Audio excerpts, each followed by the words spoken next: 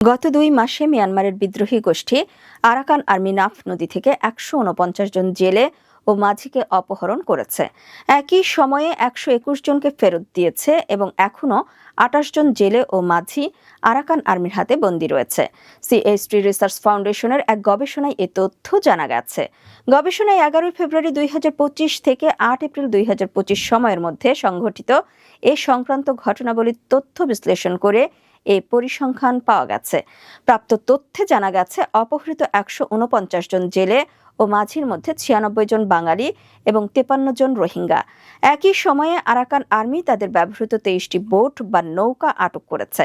তথ্য বিশ্লেষণে আরও দেখা গেছে ২০২৫ সালের ফেব্রুয়ারি মাসে ১৭ জন বাঙালি ও ৪৫ জন রোহিঙ্গা এবং ৯টি বোট আটক করেছে। এ সময়ে তারা ৩৫ জনকে ফেরত দিয়েছে।